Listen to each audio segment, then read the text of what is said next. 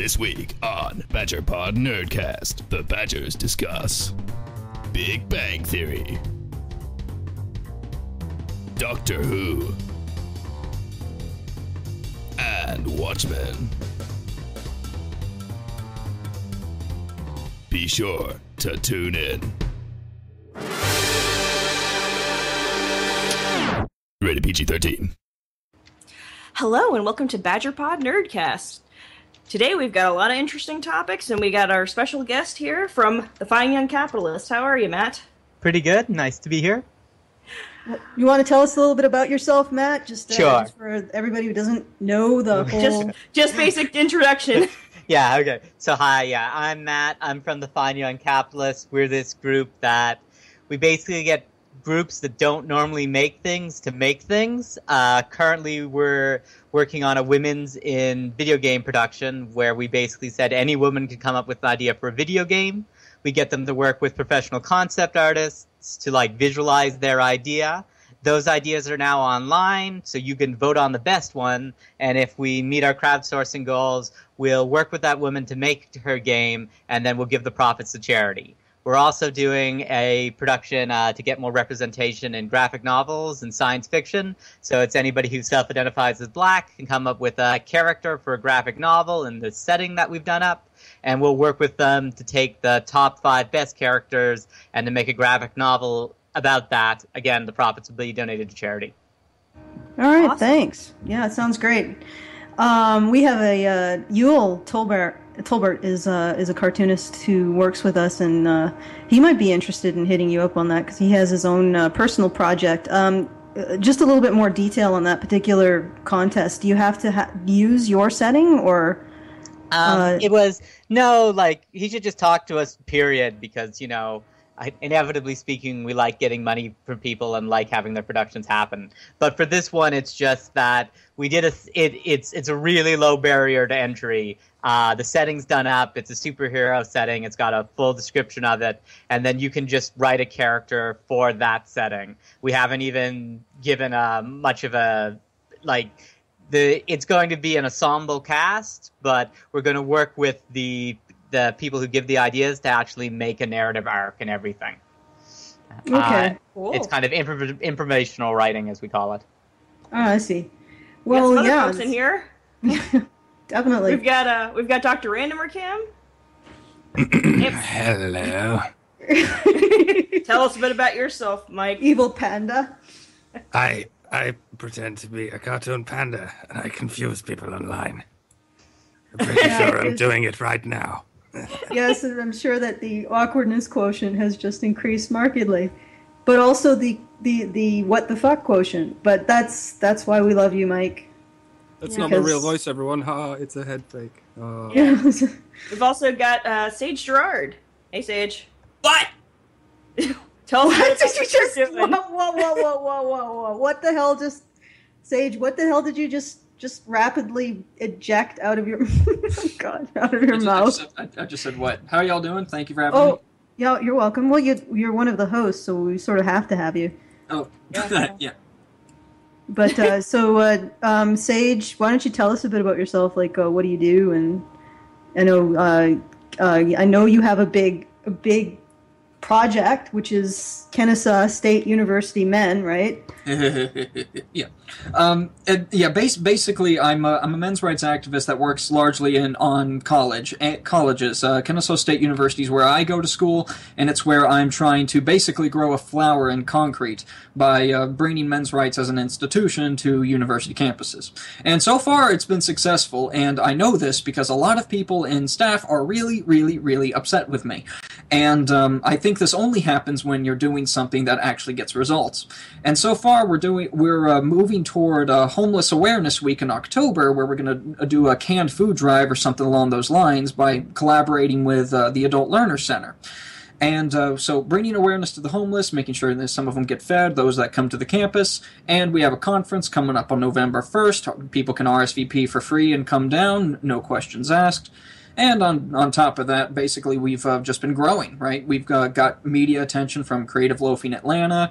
We've got the Sentinel and the Talon, 2 publications on KSU itself.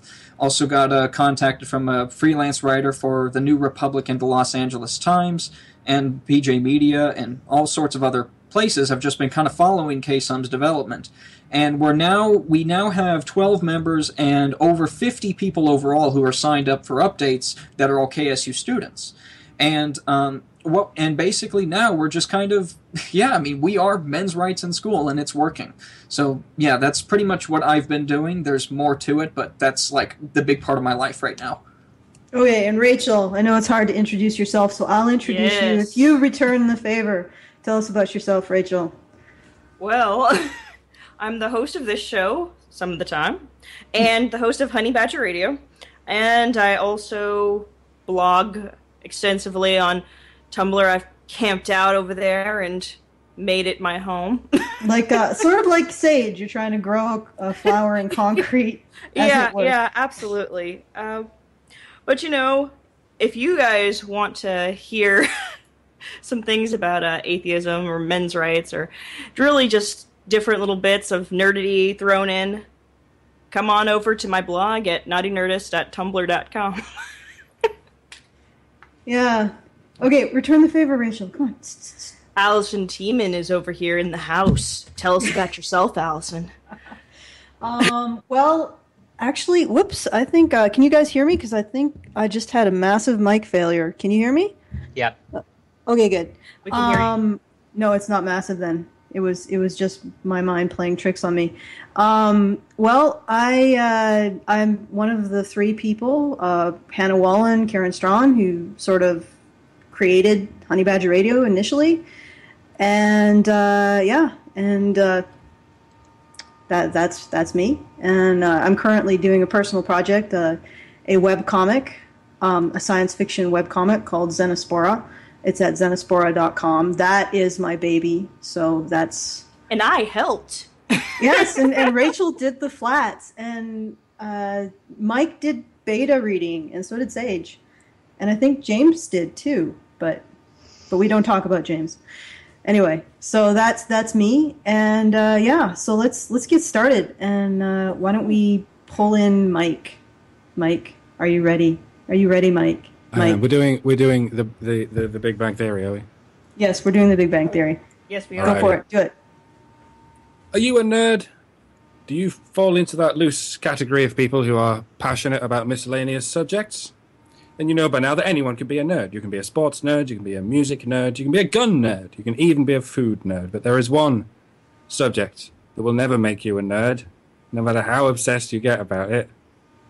And that is, of course, sex. So when CBS's The Big Bang Theory came along, we thought, hooray, a show about nerds, finally. Some male sitcom characters whose lives don't revolve around sex. Well, there's Howard, the sleazy nerd, who hits on every female extra who walks into the midground.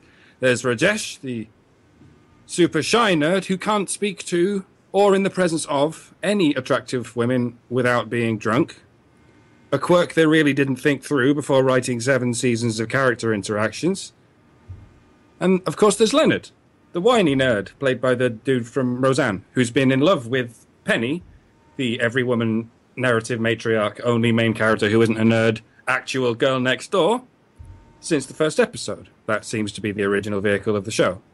Even Sheldon, the camp nerd, the androgynous hardline Dirac model nerd, who eventually took over the show's proverbial vehicle, even he could only last a few seasons before they brought in Blossom, and they've been trying very slowly to fuck each other ever since.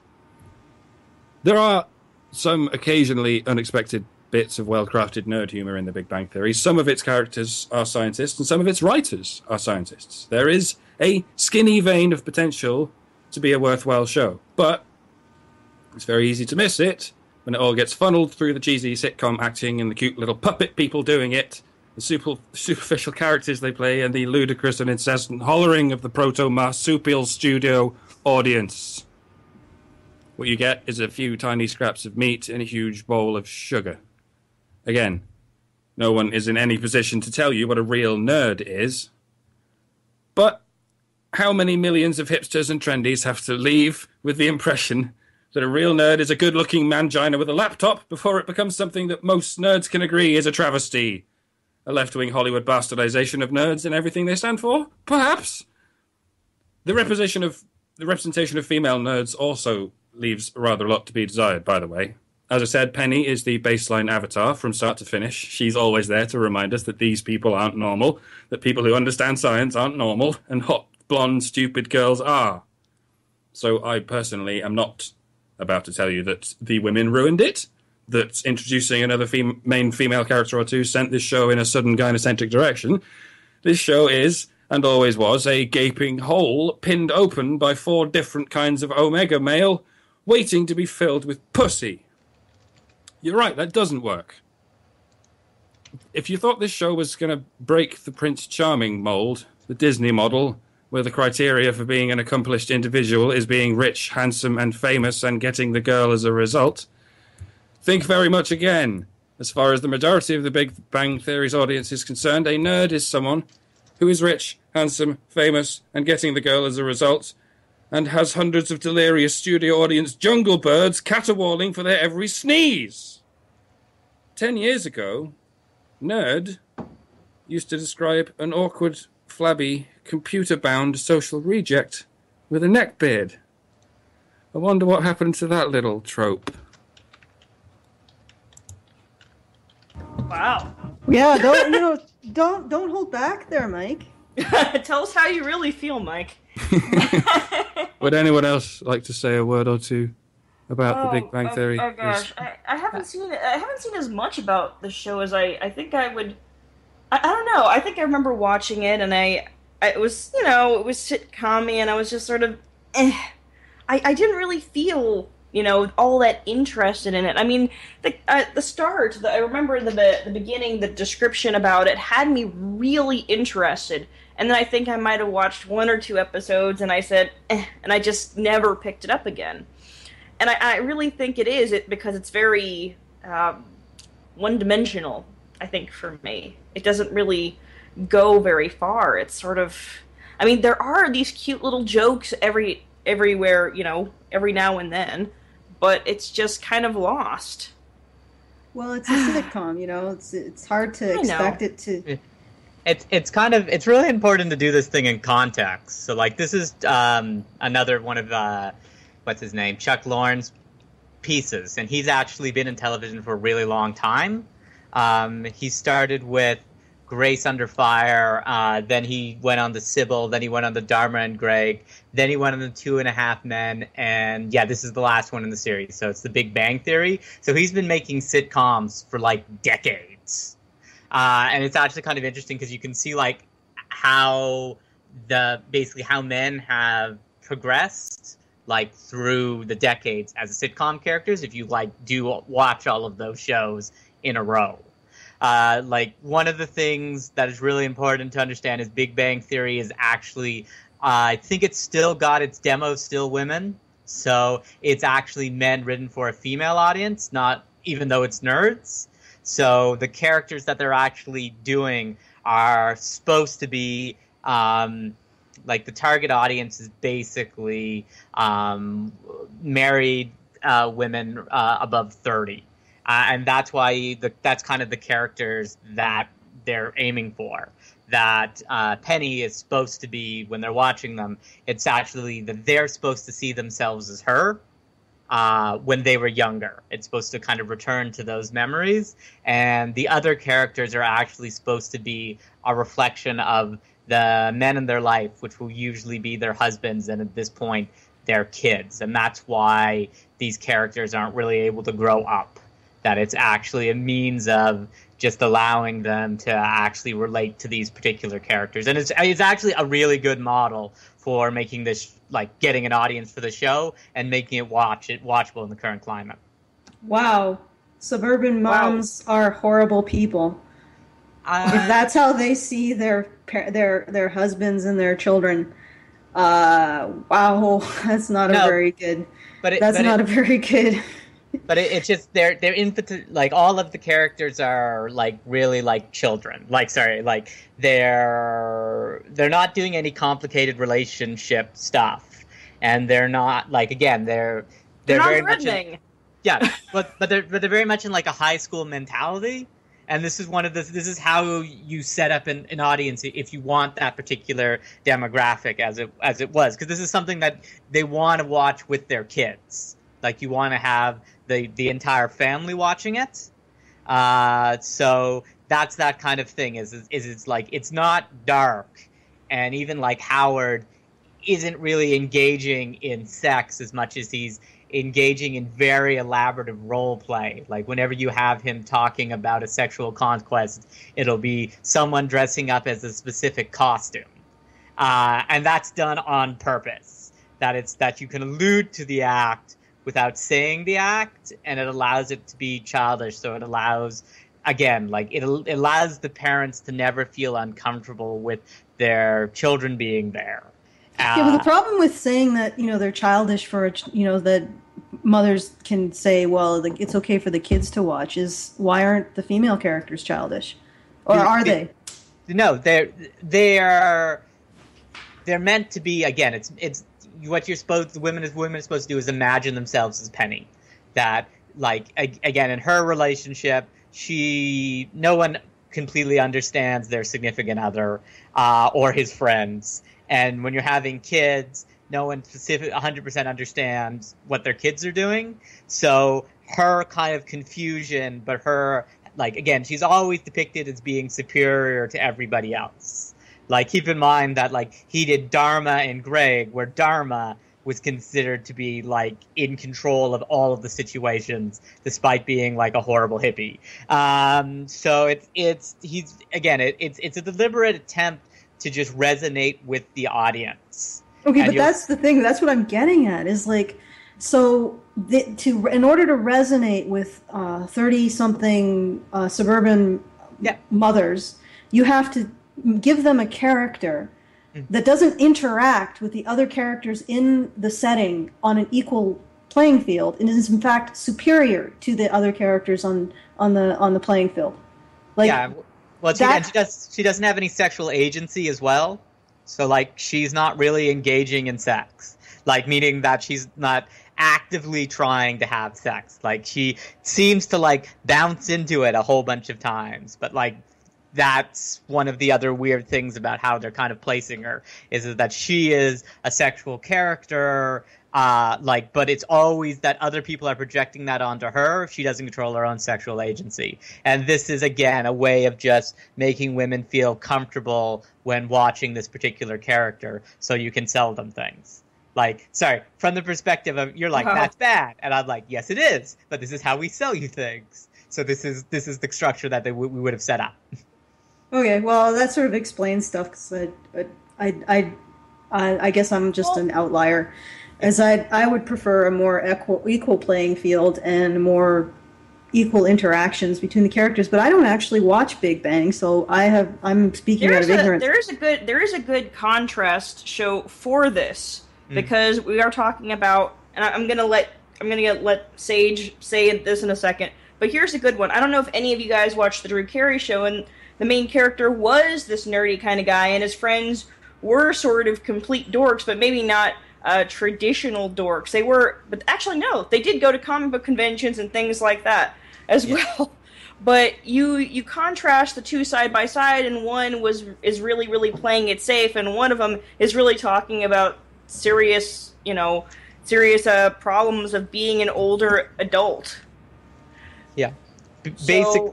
Basically, it's good to just talk about that historically, but it's basically the internet and, like, how being able to show sports 24/7 shifts the demographic so that men are pulled out. So when the Drew Carey show was around, they would actually be targeting more men. And if I remember correctly, they did, like, car commercials and whatnot. And car commercials are the best commercials you can have. They're the most profitable. So I think that would be why, at that time, they would be doing that with Drew, and they would be focusing on those characters to get that demo, probably to focus on car commercials and alcohol. I think you should take it away, Sage. Sage, go.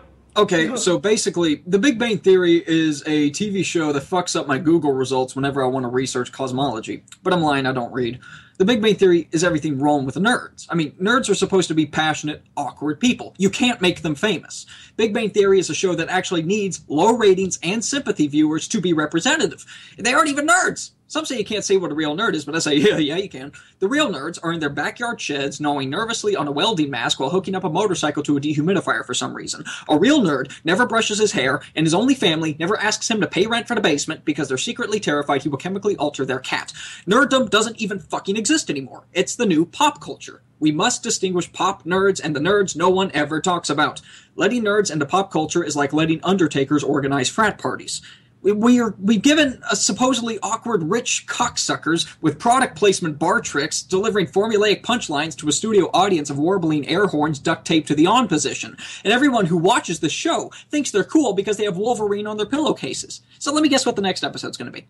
The guys are going to be slapping an Oculus Rift against an Alienware. The girlfriends are going to be standing near the coffee maker and acting superior. Sheldon will piss someone off. Howard will try to touch a boob. And Leonard will whine like a little bitch about relationships he never actually does anything about. So inoffensive, flim-flam, fan service, and 18,000 obligatory references to Batman later, I got bored and stopped watching. I'd rather see what happens when I hook up a dead beetle to a car battery because that's what nerds do. Wow. Ginger Rage. That's a real nerd right there. The Ginger Rage. It is strong with Sage. Wait, I made a rhyme! Actually, there was something I wanted to ask Matthew. So why don't you give us a rundown of how the male characters have changed in sitcoms? Because you alluded to that, but you didn't really flesh that out, and that interests me. Okay, so basically what you have to understand is like different commercials generate different amounts of money. And men actually don't do a lot of the purchasing decisions in the house. They do the major decisions, like vehicles, and things like insurance and those sort of things, and alcohol and razors are basically the only thing that you can market to men, while women will tend to buy like every single food item in the house. But what happens is, as I said, they get sucked right into sports. That sports and the internet, they really got on to like streaming stuff and torrenting stuff really soon. So a lot of their demo was like shifted out. So the main thing that you started with is if you go to like Married with Children and whatnot, you end up with a husband that really dislikes his wife, that most of the conflict is sort of coming from the fact that his wife is sort of nagging with him. And then as it happens, you keep that relationship, but the wife starts to become smarter and smarter as they realize that increases the number of women that are watching it, and that makes it easier for them to sell more products as it was. And then as it went on, because you can't really have two equal level characters and smart characters, you basically shift it down so that the female takes over the central role, and the male kind of devolves into this sort of child. And the reason is that men don't feel as uncomfortable while watching that. They actually like think that what the guys, if he's doing fun things, they're willing to embrace that stereotype, and then the woman is able to more like relate to the female character as she's a sort of superior position, and that's kind of how it shifted. The main point is that like in the current generation, basically people are getting married later, and there's this kind of thing that they still want to believe that they're cool. So you're starting to see this again in marriage couples now. They'll tend to be less married and unhappy and have children, and more be focusing on sort of the marriage relationship with their friends, and that's to skewer the demographic lower, and because reality television is actually a really good way of just sucking in just the female demographic. Reality television is basically female sports. So again, the newer shows, you'll get characters that are in a relationship but are still in that kind of friends thing. So that's why How I Met Your Mother, you had Lily and Marcia married for so long. But they were still kind of both children to each other and fighting and engaging in weird sex and engaging in these weird kind of things, so that if you related to them as a married couple, you could at least say, oh, we're not old and married, we're still doing those cool things. I can relate to those characters. Wow. That's an interesting... So technically, what you're saying is that they are playing up women's egos to make them feel more comfortable so that they're more open to buying the things that they advertise during the commercial breaks. Yes, like, that's television. Holy shit. I like that. That's really good. Mind blown. Well, the other thing is that why isn't there, if this is a female consumer dominated market, why isn't there a group of masculinists, or I won't even say men's rights activists because I don't think we even bother with this, but a masculist going in and judging everything like there seems to be with gamer culture? I'm not sure, but I think the main reason is it's like, again, I'll use the patriarchy here, but what you want to do is you want to have people feel like they're in control without being in control. And how they position the women there is it really allows them to feel superior about themselves without sort of dictating things. Like, one of the other examples it's important to understand is like Criminal Minds or any of these shows that you'll often hear people who care about media representation like crying out against how the women are depicted have mostly female audiences. Women actually really like shows where they're tortured and killed for some unknown reason. A good example was when Spike bought the rights to CSI, they were, the channel for men, and they actually had, during the CSI period, they actually had over 51% women watching it. So, again, there isn't a lot of proper analysis, and you'll find that I talk about this a lot, but I talk about how what you'll find is a lot of the public discourse that women are doing on sort of media representation is inevitably not to change public consciousness, but to attract readers, to have people buy their book or to, read their articles. So you tend to focus on sort of tropes that women can think are bad, even if they're actively engaging with them and actually choosing those shows. And it just gets this kind of thing where it's like, oh my God, I'm so offended, I'm going to have to watch this kind of thing. And I am unsure of why there isn't more like strong conversation about this, or like, for lack of a better word, forming like a book club, but for a television show, so that people could watch it and then discuss it in a greater context and have it be like more of a social experience and them learning more about it. Like, that would be really cool if that could happen. But it's kind of like, nah, they're ingesting the content and buying the product. We're fine with this system.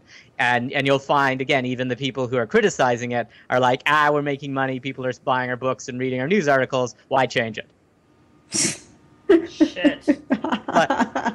But like, none of this is like, we had board meetings on this kind of thing. Like, this is well discussed in the media, in like when you're creating content. Like, none of this is at all would be controversial, even as I'm discussing it. So what you're essentially saying is that the people who are criticizing this state of affairs are equally invested in maintaining it. Yeah, there is very little interest in actually creating, like, especially like flawed female characters is a good example. Like, I wrote a script called Headhunters, which was about people who worked as employment consultants. So they got people hired and they got people fired. And it had this female protagonist that like everybody was amazed by. And it's like, how did you write this character? And I'm like, oh, we just changed her gender like 80% of the way through production, and then just kept it like that. And it was just this character who was very, very sure of herself, but at the same time, it's not that she disliked women. It was more that she considered them to be taking advantage. Like, she would do things in social situations that would mess with stereotypes, as it was. And it was just very weird. Like, the head of development at CBC at the time was just like, I love this character. How did you write it? And we're like, we kind of wrote her as if she was we wrote her so that her gender wouldn't matter, but we also made it so that she really, and then we added that she really liked being a woman. And then suddenly that became really empowering and like a character that was out there. But it was also just, again, she was a very, very odd character because she was Muslim, but she, like, instead of covering her hair with a hijab, she just always wore hats, etc., and so forth. So she was even in that kind of a religious stereotype without you knowing, and but it became a plot point in particular episodes and stuff. And they were just like, this is a really interesting character, but we have no idea how the audience will accept it. And I'm like, yeah, I know. That's why we wrote it like that. But even that kind of stuff, as you get into the board meetings or as you move into PR or as you move into advertising, like advertising the actual show, those things just get slowly ground away because people don't know how people will react to it. So, again, in the Big Bang Theory, none of those characters hasn't been tried, at least to some extent, in something else. Even Raj. Like, you can, there was various shows that used an Indian character like that, and it's just they don't want to take those risks, and then you end up with these stereotypical female representations. Well, there's actually a bunch of stuff that I wanted to comment on that. What you just said.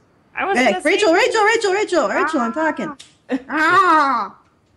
Anyway, there's a bunch of stuff that I wanted to comment. Anyway. There's a bunch of stuff that I wanted to comment on what you said, Matt. First of all, it's interesting how the people who are creating this media and advertising, they're essentially fluffing women's egos. And I can see how that would cause women to go out and buy stuff.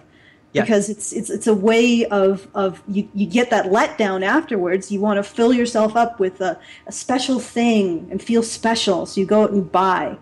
Yeah, that's incredibly manipulative. And the other thing I wanted to mention was the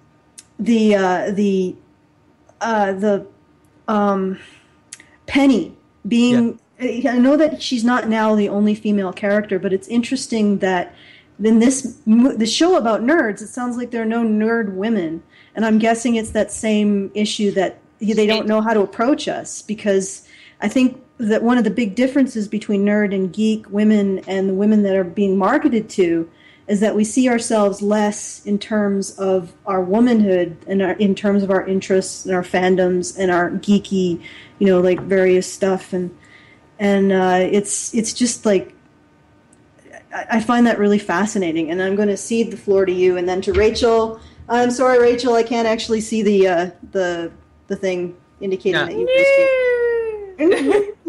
Okay, go ahead, Matt. Go and answer that. It's what you're talking about is just power and submission. That you want to have a character that the man takes the central role and she aids him in what he's doing is sort of the thing. Or you'll see that the female character will not be doing a lot of action, but will be able to cause actions by her ability to manipulate social situations. And this is why you tend to have female characters that are beautiful, female characters that are well-connected. All of it is because, again, society is more comfortable seeing a character like this, but women would more relate to that sort of thing. And this is why when you see things like, say, Kill Bill, for example, Kill Bill hasn't sort of come up as like a feminist piece, because it's all of this woman continually doing action, like she's killing everything.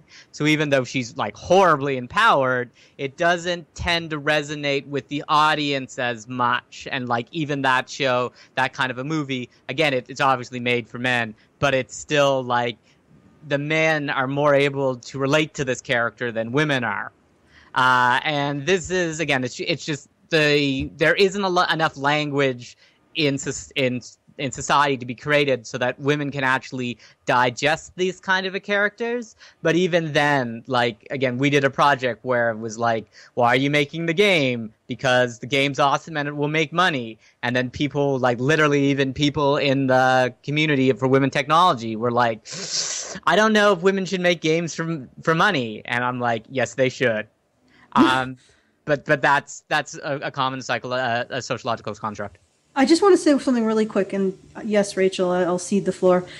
How do you know that it's men doing this? Because I'm thinking that a lot of this is jealousy towards the female characters who actually take action and take part in the action. And go, Rachel. Sorry.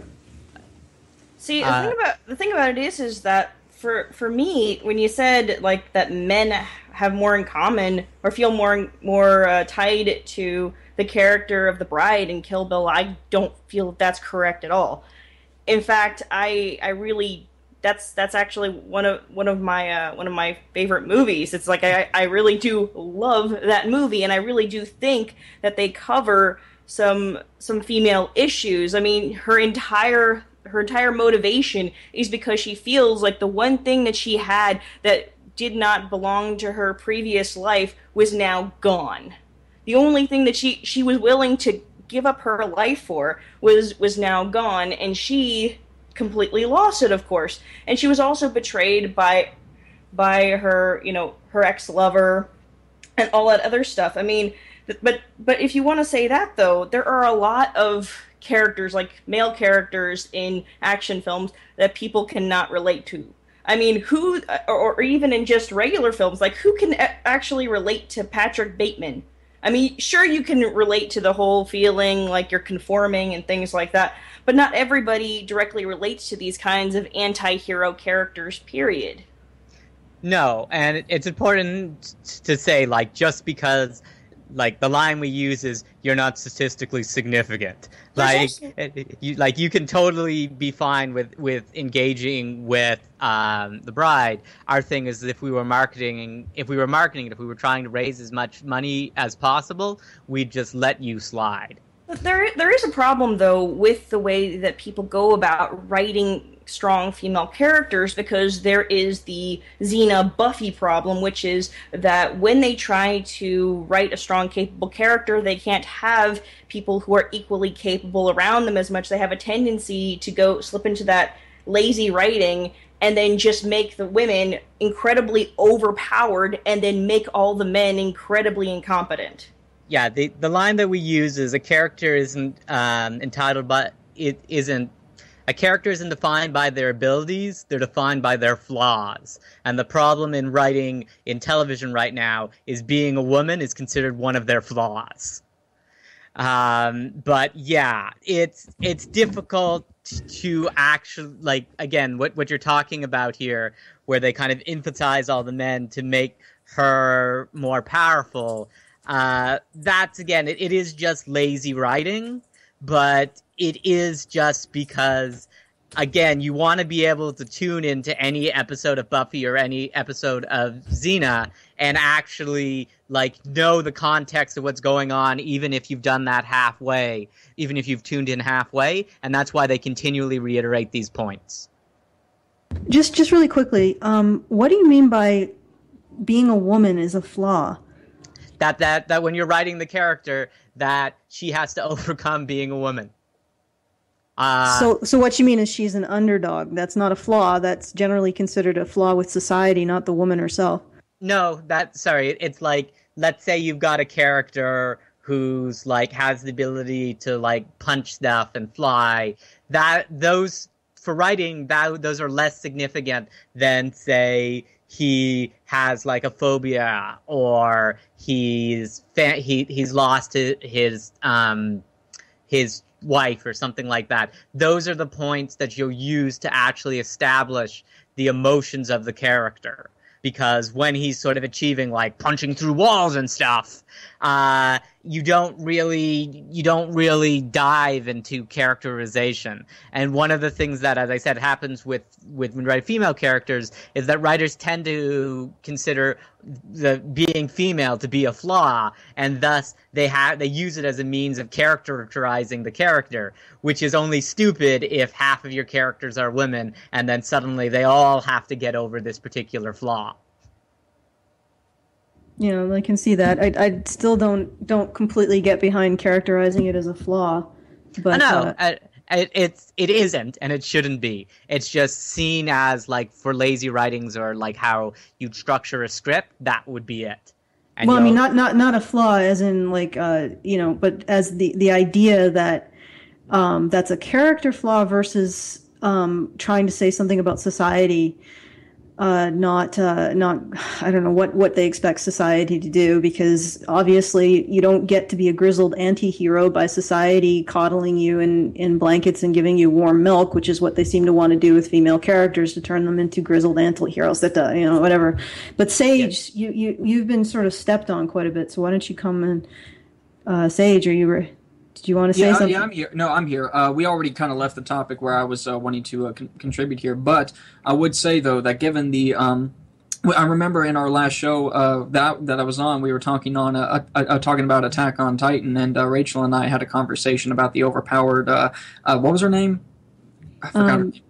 Mikasa Ackerman. Mikasa, thank you. I mean, we are having a discussion about that regarding the overpowered, essentially flawless female character, and the issue that I've always had with it was it's when it comes to any sort of a show when I identify with a character, I need to see flaws. I mean, I need to see an imperfect character, and if we're going to be looking at when I was wanting to come into this, I was thinking more in terms of the selling to women, which I thought was an absolutely incredible point, because given the huge control women have over the consumer market. But when it comes to that kind of flattery, I'm really starting to wonder, though, like, is any character development just going to be... Is it just going to keep going down this path until it just becomes so exaggerated women are only going to be depicted in this way? Is that kind of a trend? Yes, until people stop watching it. Really? Okay. Yeah. Sorry, and until people stop watching it, or until people stop buying stuff, like, we won't stop. So I'm just curious, if you were to just suddenly swap out the demographics, there's just no way that is that just like a wild card way to get the demographic you're flattering to just buy more things? Like, would that demographic, like, if you were to do it for men, if you were to completely do an overpowered depiction of men, would men in a timely fashion come over and start buying in that same way, or would it take a lot more time? First of all, like, again, you again, if you watch, say, sports, you'll still see, like, look at this awesome car. Look how powerful it makes you feel. You're awesome. Like, I'm just curious, though. Like, if what I'm thinking is, since we're seeing a trope about overpowered women, and we see a lot of flattery going toward men as well. I'm wondering, just like, is there some sort of timetable that business owners operate on, where they can kind of set a schedule where they will actually just set a timeline for flattery, where they will just kind of flatter every demographic one after the other, just for the purposes of increasing revenue that way? Because I'm not too sure. What I'm having trouble with is I'm not too sure if there's just a trend toward women specifically, and men are going to be kind of additionally marginalized or misrepresented in the way that you've talked about earlier, where women kind of usurp that role, or if there's just kind of this is just kind of a phase that will end up switching demographics in time no matter what. Okay, I'm not clear on that. The big shift is, again, men love their sports and love their technology, and thus you can't sell them things if they're streaming stuff. So you'll find, like, that's the big issue. Like, if we were to outlaw sports, and if we were to suddenly have a way of everything not being streamed, then you would have a shift. A good example, though, would be, I think, Netflix, for example. I think they have more of a male demographic. And then you'll see, like, House of Cards is sort of how they're depicting their characters is, like, much different than you would see on a show that's on even cable or broadcast, because they're going for more of a male demographic. Or, for example, even that one with the horse that they have is that sort of an animated thing. That's probably going for a male demo as well. And you'll see that he's actually in more of a superior role in relationship to a bunch of other things there. And like all of lot of the female characters are horribly unrelatable because of that. Actually, those kind of animated cartoons tend to have male demos. So you'll notice that in a lot of ones, like, even the Fox stuff, you'll see that happening. Yeah, but the thing is that the female characters in media targeted at females are also unrelatable because they have no flaws. They're essentially just a power fantasy. Well, there's also. I mean, let me go ahead and I can talk about the male demo in this area. I mean, how many of you know about that old show Columbo? Mm-hmm. Yep, I've seen a few episodes. Okay, so Columbo crime show back in the 70s about a detective. For those of you who don't know, about a detective that, in essence, it looks like a bumbling, incompetent fool. But however, his compensating factor is that he's extremely wise about people. Now he's and he tends to be so approachable and nice that the criminals he's trying to catch end up volunteering information to him because he's so easy to talk to. But the thing that makes Columbo a more relatable character to me is because he is very heavily flawed. Whereas if you look at crime shows today in terms of numbers or Lie to Me or something like that, the male protagonists in those shows have these ridiculous space brains who are able to deduce, who can deduce pretty much the basic laws of nature if you give them a hair. And it ends up getting to the point where you lose that sense of humanity, and it does become. And I don't even really see it as a power fantasy for men. Even I see it more as just masturbation. That's for another reason, sorry. That's because like they're basically, again, because of like streaming and watching things like the next day on demand, they kind of shift to more of each episode being an event. So like the Blacklist is like insane how like some two major things happen like every episode, and you'll see the kind of focus to having these like superhero characters is so that when they're promoting the episode, they can suck people in more. Like so it's kind of like they're advertising it kind of like monster truck rallies. Yeah, that's more like the thing about Columbo was that you'd watch it every day because there was nothing else on. Like you'd watch it every day because you couldn't then stream it or you didn't have other means of technology. It was an event that you went to every day and then you talked about it the day afterwards. Mm-hmm. And that's why they can do that kind of thing. While I see. Yeah, that's the major shift, and that's why again you'll just see that like newer shows, again, why there's so much superhero stuff that's kind of leaked into television is for that same reason, that we can make it. I gotta tell you though, it's actually in some ways it's enlightening, but also depressing to hear about how the realities of business affect the way we express ourselves. But yeah, I could see the pragmatics behind it. Yeah. Well, we can go on to the next topic if you want. Well, this is really fascinating. I'm imagining that we're going to end up in this particular area of talk throughout this entire radio show, though. So I guess we could go to the next topic. Yay! Oh, do we want to do Doctor Who or Watchmen? Because Watchmen is really long. I don't know what Ellen made it really long. It's like how long is it? I don't. Oh, it's longer than mine. Well, mine isn't very lengthy. I was just trying but yours is thick, right? It's thick. No. Oh, okay. Oh, wonderful. Okay, it says okay, most of the feminists I've seen writing about Watchmen are torn. They think it's a great story, but they're not sure if it's right for them to like. Near the beginning of the story, Ursula's aunt and her girlfriend Gretchen are pictured murdered in a bed with the words lesbian whores written over the headboard in their own blood. This incident doesn't get much further attention aside from Rorschach's comment that they were killed by their own depraved lifestyle. Considering Ursula was a superhero, it seems odd that she and Gretchen were killed and possibly sexually assaulted by what we presume to be ordinary men. Personally, I think this incident legitimately deserves gender-conscious critique, but it's not the main point that feminists have written about. Most of the feminist critique discusses the relationship between Sally Jupiter, the original Silk Spectre, and the comedian. Sally is almost raped by the comedian Blake, until two superheroes come to rescue her. That was called out as an implausible female victim trope. In other words, even a superhero, if she's a woman, can't protect herself from rape. The other problem is that Sally never escapes that trope. She falls in love with Blake, having daughter Lori with him, even though she supposedly never forgives him. She is characterized as sexual to the point that she finds porn herself flattering. As a side note, my feeling about the porn scene is that Watchmen's creators are actually bringing to light and criticizing the ultra-sexualization of women in comic books. However, after all, the porn she's looking at is a comic book. Later, I found some further debate about Sally. blogger Noah, I'm going to butcher this name, Berlatsky, writes that she brings to mind the, quote, woman falling for her rapist trope, unquote, which he calls, quote, a standard of misogyny, unquote. But he goes on to say that in this case, Sally's relationship with Blake is more complicated than the converted by rape idea. After all, it is not unrealistic to portray someone being attached to an abuser.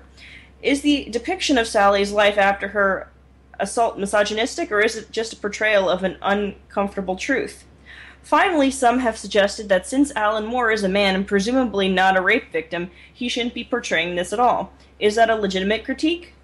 I'm not actually sure. I'm not a fiction writer. But I think that if I wanted to write about something I haven't been through, I might spend a lot of time talking to someone who had experienced it. If Alan Moore didn't have that conversation, is the writing reprehensible? Wow, this is involved. I was thinking. Let's just stop it there. Let's just stop it there, and we'll discuss it, because there's some answers to those questions. First of all, where's the assumption that Alan Moore being a man, couldn't have possibly been a rape victim? Where's that coming from? I assume that's the feminist commentators. And then, I mean, if you're going to throw out this idea that we shouldn't define women as victims, you just, bam, right there. You've defined a form of victimhood as women only.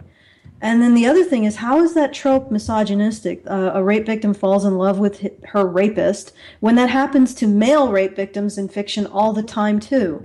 I mean, I think about Vaughn character in Wedding Crashers. Raped, and then who does he end up with? His rapist. So I don't see how that could possibly be misogynistic. It's just it's something that applies to both male and female characters in fiction. For some reason, human beings have this thing about rape equals love, as quoting TV tropes. Well, the thing about it is that she doesn't actually really fall in love with Blake. The whole thing that they're discussing is that she did have sex with him the one time. Maybe they were drinking. They never really go into it, and that's how Laurie was conceived. They never really. It was a one-night stand kind of situation that took place years after the incident.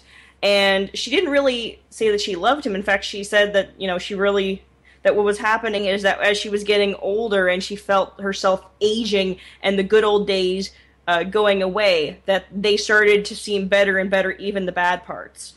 So what it's saying is she's looking fondly onto things, not necessarily because they were good, but because they seem better than her life now, which is very, very dull. She's living in a retirement home out in California, and it's just and the other thing is just not very light. Is it like her conception? I don't remember her name, but her conception was a plot point.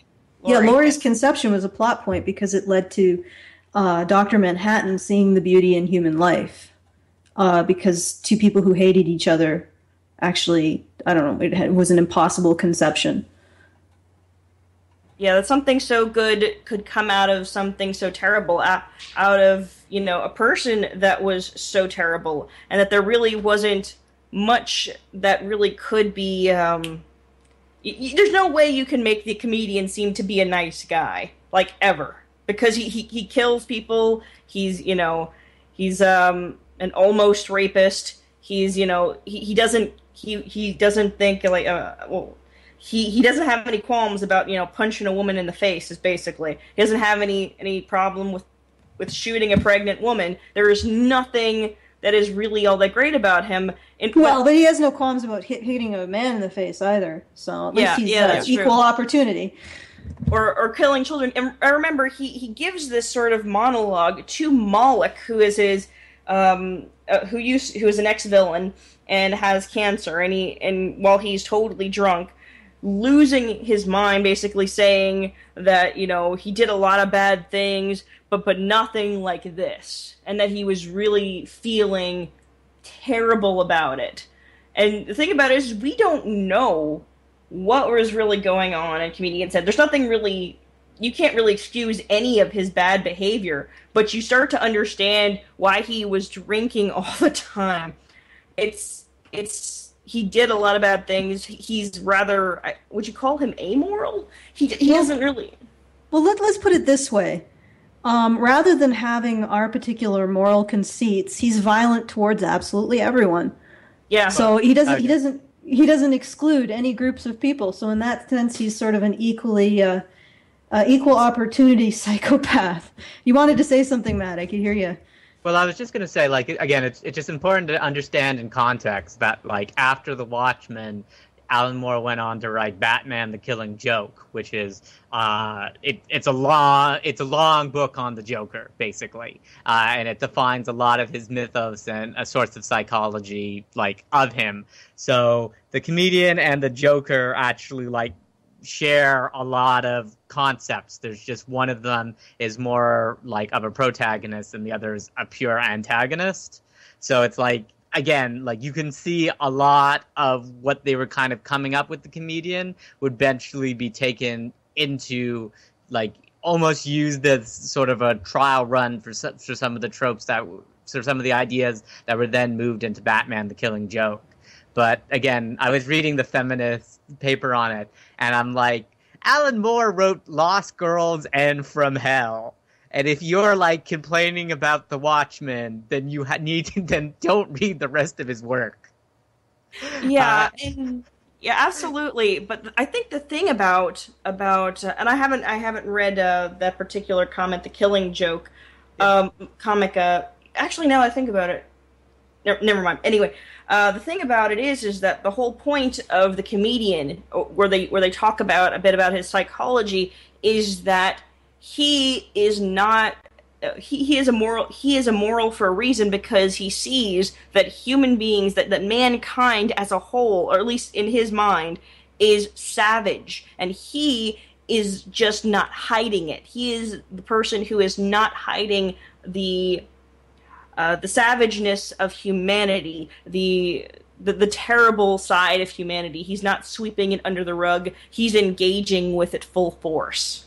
Yeah, and this is, like, again, this is when so much of Alan Moore's work, like, not all of it, but almost all of it, you'll find that his characters are, like, deliberately, they're meant to be sort of an ideal, and then it's how those different ideals interact with each other is sort of a reflection of society in and of itself.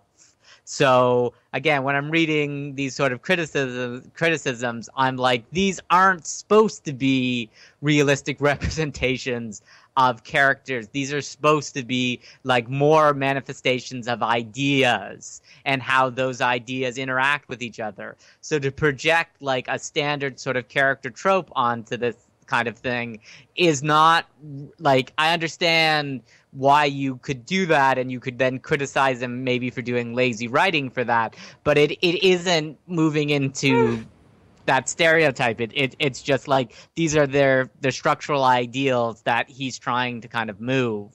I'm looking at a lot of this criticism, and I'm just not buying it. That's what my basic line is. Well, absolutely. I mean, there's a lot going on in Watchmen, and the thing is I read the comic and I rewatched the movie back to back just to try and see the contrast. The movie, it almost feels like a watered down version, because everything within the comic book version is very symbolic, and there's a lot of little Easter eggs, little inside jokes, like the Gunga Diner is like a pun on Gunga Din, which I looked up. It was it's a poem by, I think, Rudyard Kipling about an Indian native who sacrifices himself, who dies trying to tend to, I think, British soldiers, and he dies, and he is seen as being better for having died for the greater good, and being better than the white soldiers because he was so noble. And the thing is that there is this feeling of impending doom throughout, and little bits, little hints throughout, things in the background for what's to come later on. That there is going to be someone who is going to die for the greater good, being, of course, Rorschach, who does die, and he is made to suffer, and he is seen as being a lesser being Yeah. But he is seen as being better for having died for everyone. So that's the kind of weird thing. All of Moore's work, the written work, is meant to be read multiple times, which is great. Like, you're supposed to, again, because it was serialized, you're supposed to go back to earlier books to then understand the full story. So you'll often have points that were deliberately obscured. There was no way to get them later in the story, returning back to the beginning. And you can't do that in a movie, because you can't tell the projectionist, rewind 20 minutes and let me see that scene again. Absolutely. And another thing is, there's the comic within a comic that is really telling, because you see the sailor and he is riding on a raft made of human corpses, the corpses I think of as fallen kinsmen. And so not kinsmen, his fellow sailors. So it's sort of saying humanity surviving on the deaths of others, on the backs of others, literally. So it's living on the dead.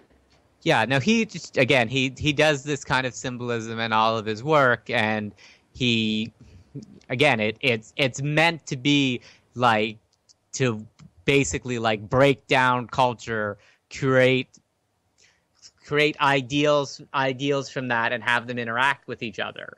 And it's difficult to then criticize these characters for using traditional tropes. It's difficult because they're meant to do things.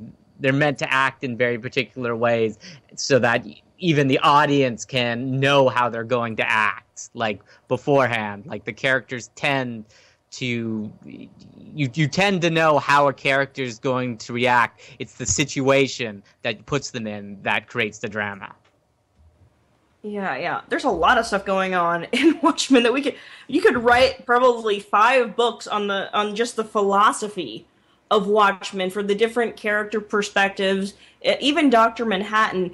That's a thing that I've been seeing recently, which is what happens is you have a character that begins as human or maybe even human-like, and then eventually, slowly but surely, gets to this point where they become godlike. So godlike, in fact, that they cannot relate with other people. Yeah. And it's that separation, it's that feeling of solitude coming from the inability to relate with everybody else around you. Yeah, he's actually apparently an adaptation of Spock, and that. But what you said was exactly what Alan Moore wanted to actually do. That he just wanted to have a character who was emotionless but had human habits slowly lose them, and he wanted that to be kind of a meditation on humanity itself. Yeah, as we become more advanced, or as we create things that become more mentally advanced than even ourselves, they themselves become almost like gods. You see that in the movie Her, for example, where she starts out as sort of regular human intelligence with the ability to learn, and then eventually she gets to the point where she has the mind of essentially this all-powerful goddess, and she has gotten to this point that is beyond humanity, and she can no longer relate to it. No longer relate to human morals or anything like that, or maybe doesn't even care about human morals anymore because she has risen above that. Those things don't seem to be important anymore. No, and yeah, this is just a standard thing with power, and just eventually how all power corrupts, and it's kind of a new way of adapting on this, where instead of it just being power in a human society, it's the power to transcend it. And it's kind of again, what happens when you have presidents or kings, or these people that are by definition super, almost by more than human, and people even treat them that way. How do you psychologically work in that space? Well, that very much explains how, and I know this is a little bit of a tangent, how people like child stars become so bad off later on in life, because they get to a point where they feel like they are greater or they're treated a certain way very, very young, very early, and suddenly that is pulled out from under them. They peak very early. Well, it's not only that, but it's exactly what you were talking about. How they basically reach this point of having so much power that they're like more than human, that they have unlimited resources, and nobody's treating them like everything they do is happening. But then that all like slowly dissolves away as they lose their fame and they lose their money. That Exactly. It's like becoming human afterwards. It's the like almost the flower for Algernon or whatever you want to refer to it as. Yeah. And yeah, that is again.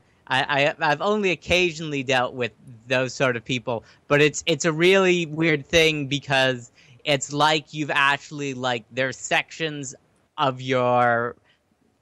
Again, there's sort of a shared human experience. There's moments that they've just completely removed. Again, Justin Bieber, for example, he's basically had women trying to sleep with him for such a point that it's like even the concept of how you would sort of engage in a relationship would be something that he just would have that part of his memory missing. Wow. Yeah, well, again, we use Justin Bieber as an interesting point, but you find it with a lot of things where it's just like there's just a part of this experience that they don't have, but it's like a really important part of like what it is like as a shared human experience, and because they don't have it, suddenly like other things just don't become relatable. One of the lines was that the first writer we used for the Sinless production, we wanted to have a writer who self-identified as black. We were telling him to like write the setting like a Dungeons and Dragons setting, and he was this nerd, and he loved comic books, and then he eventually said like, I've never played Dungeons and Dragons, and I'm like, oh my god, I have Dungeons and Dragons privilege over him. But it was like But it was this point where I was like, oh, he's never played. This explains why he's having so many problems and why he's always angry at us. Is like he's never had this experience in this kind of a piece. But it's just really weird how, again, that one sounds not particularly peculiar because lots of people haven't played Dungeons and Dragons. But when you're you're hiring him to be a comic book writer to write nerd-based stuff, it's just like, what? You haven't read a rule book before? Like, oh, God, we have to explain so much stuff to you. I wanted to actually say something to that, this idea of missing whole aspects of human experience. If you look at it in terms of the socialization that women have, even the flattery that happens with these advertisers wanting to get women to purchase stuff, women do not get the same kind of experience of rejection and shaming as boys do. I mean, if you look at what's going on in Toronto, you have the white ribbon campaign going into I think middle schools and telling boys in middle schools that they're responsible for violence against women, and that there's this huge aspect of shaming and responsibility and guilt, putting guilt onto boys, but that in turn actually, because they have that experience, and it's a very nasty, it's not an experience that's necessarily a good thing. There are certain psychological benefits. You might call them benefits. One of them is that there's a greater focus on achievement rather than feeling like personally validated. And I don't know if you want to call it a benefit as much as an effect. And then there's also this thing that I don't think is as easy to flatter men with these super powerful, completely flawless characters, because they just don't. I don't think they identify with a male character the same way a female character identifies with a female character. Well, it's important. Yeah, it's like a male character tends to be like his position is based upon what he does. A female character tends to be positioned on who they are. What she experiences. Yeah, and so do you know who that is? That's Karen Strawn. Growart's Hi. what? Yeah. I'm But fine here. You're fine in the corner there. But if you make an uglier male character, it's more that he has to overcome. So inevitably speaking, the audience like considers him more powerful and like, and it's not that it's so much that he's easily relatable, but it's that they tend to side with him more. I think actually one of the interesting things about male and female characters, and I've noticed this in in some fairly old science fiction and fantasy novels, like Ellen Kushner's Swords Point and the Gap series by Stephen R. Donaldson, was that I think the at least the male reader can really identify with a highly imperfect male protagonist. Yes. Right?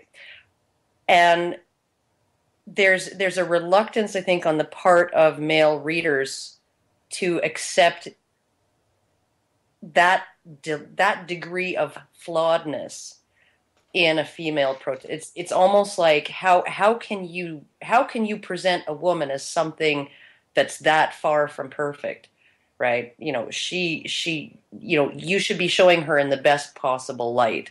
Well, the right? audience immediate reaction is to save her. That's the problem. Well, and you either have to, if you want to have a very, very flawed, sometimes mean, right, female character, you have to either make her a villain or you have to rescue her and redeem her, right? But I mean, like one of the Gap series was one of the most beautiful. It wasn't even what I would call a redemption, but of one of the main characters who starts out as the like he's just the scum of the galaxy, and in the end, when he escapes, you're actually like, oh, good for him, right? Yeah. And I don't see that kind of, and I don't see women appreciating female characters like that the same way that men tend to appreciate male characters like that either. If you have a female character that is like, again, if it's more of a a political piece where she's basically manipulating situations so that she's always in the lead, they'll emote with her. They'll often like really hate her or hate her so much that they like her, like they want to be her, but she's so bad. Like that's the way that they tend to do it. Yeah, but I think you see this, and I think it's one of the pitfalls of writing women, that and why maybe a lot of men, and then of course when men try to write women as protagonists, and they and some reader somewhere feels that they got it wrong, and you can see shades of that kind of attitude in the race fail brouhaha that happened about 4 years ago or something in the science fiction and fantasy community.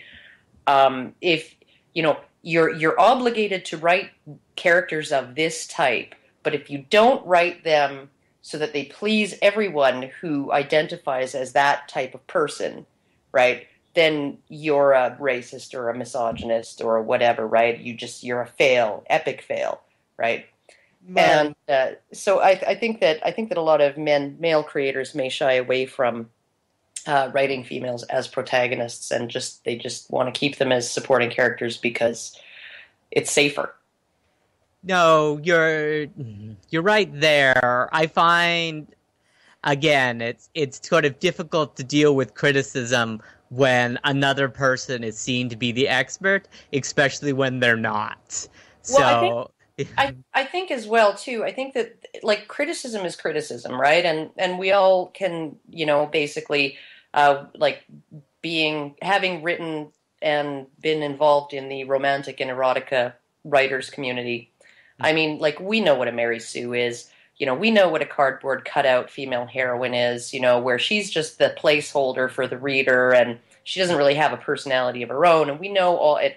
And with gay male fiction, we're able to recognize what a chick with a dick is, right? When the female writer just wrote a man and a woman and put a penis on the woman, right?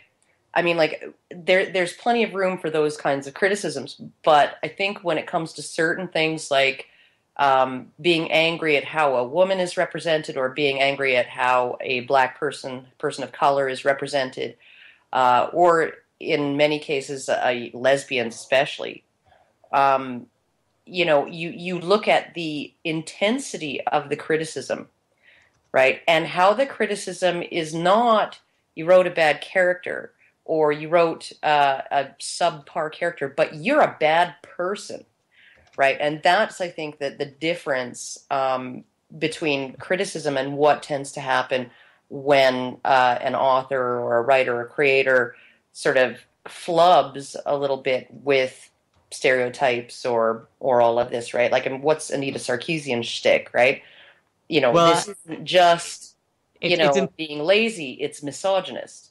Well, no, it's important to understand that it's never that they're a bad person. It's that the person making the criticism is a better person. Oh, well, of course. Yeah. Because, you couldn't have a bad person without better people. Yeah, again, sorry, this whole the whole problem with, again, the fine young capitalists is we freely admit that, we're making it to make money. And then when people criticize us, they're we're morally superior than you. Then I'm like, of course you are. And then suddenly the conversation dissolves almost in front of me, where it's you mean I can't berate you to make me feel better of myself? No, I will just agree to all of your points. And wow, that's wow. I didn't realize that a prerequisite to being morally superior was being a bully. Well, it's just actually that's an age old trope. Yeah, I guess you're right. You're a bully. But, you remember that Mrs. Olsen on Little House on the Prairie? Morally superior and a bully. Mm-hmm. Well, I think we need to move on to the next topic. We've really gone widely afield on this particular topic. Tangents. Yeah, tangents upon tangents upon tangent. And then Karen came in and introduced more tangents, and then we're up to our eyeballs in tangents. Yes. Yes, let's move on to... We'll try to fit in Doctor Who in there somewhere, and if not, we'll push it over, because it's Doctor Who season. The Doctor Who is abundant. It's time to reap some Who, right? Okay, let's go for gosh, it's out, yeah. So, tell us a bit about your project and where things did get wrong, or where there was a bit of a discrepancy. Okay, so we actually talked to a whole bunch of groups about this, and the main thing was that every single man we talked to was that would be awesome. I would totally sign up for that contest. But it was, just to reiterate, it's a woman comes up with an idea, we get them to work with take the top 5 ideas, we get them to work with concept artists to correctly show their idea, and then the internet chooses the best one, and if there's enough interest, we make the game and we give the profits to charity. And keep in mind, the woman can actually say, hey, everybody likes my games, stuff it, give it to the next person, the next who gets the next number of votes. So they're not ever forced to give the idea to charity. It's just most of them don't have programming experience or just can't raise a team to actually make it on themselves. But the criticism is that basically that this is some way exploitative to women because they're getting such a small percentage of the money. They're getting about 8% of the profits for writing about less than 1,500 words, which in any other medium is a really, really good deal. But it was just that people really saw that taking a woman, even if the game was made by other women in a developing country who were trying to expand the video game industry, that this was taking something from them. And it just became this thing where people would demonize everything that we're doing. Okay, I just want to clarify something. So what you're doing is you're putting on a contest to help a female game developer develop a game, and you're employing women in a developing country to create the game in order to expand the game industry in that country, and also employ some female artists and game designers and et cetera. Yeah. So essentially you're doing exactly what they want to see. and they're not happy with it. Okay, we think like there's a lot of social constructs that are going on here that we're trying to figure out why. So the biggest one seems to be that nobody wants to see women in a position of power making money. And one of the things that we mentioned was, I mentioned this to one of the reporters, that like Kickstarter for doing technological projects, like women are actually better at those than men. Women succeed, it's almost twice as often, but they succeed more often than men do.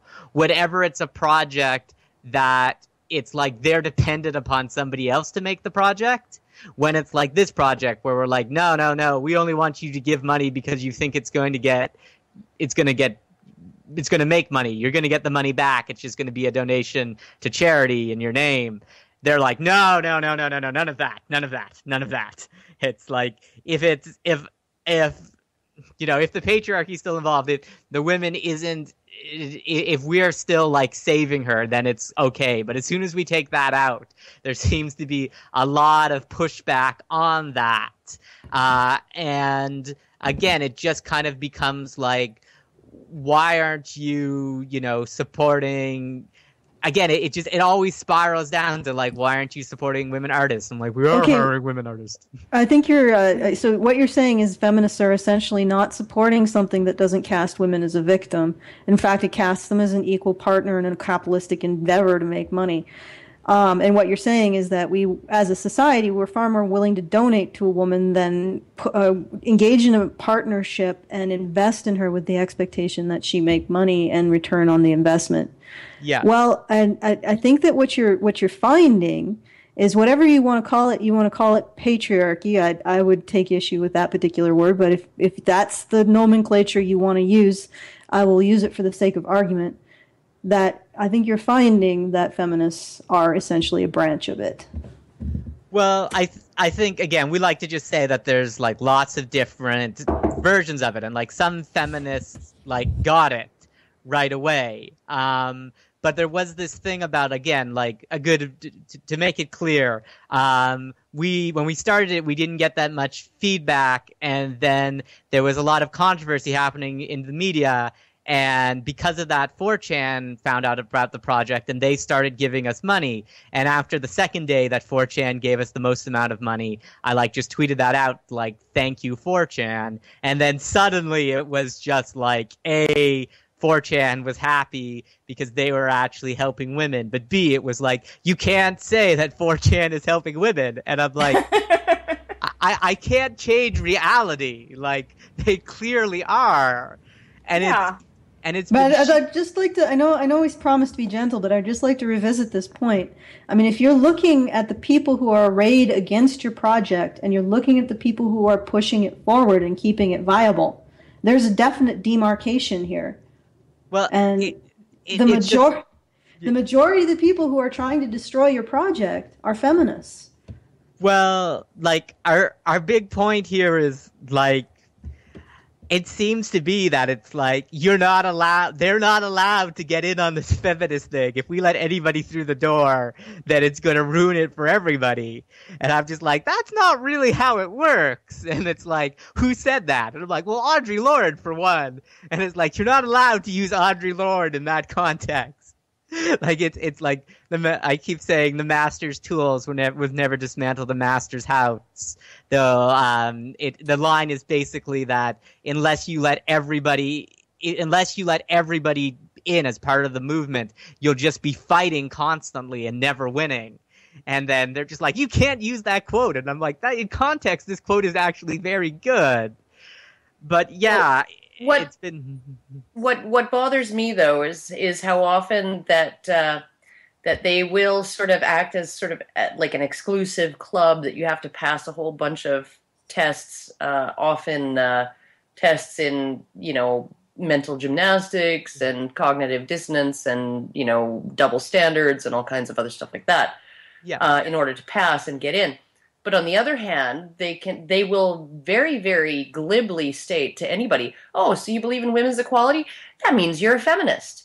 Of course you're a feminist, right? And they will slap the sticker on you, right? Well, you say that you're for women's equality, right?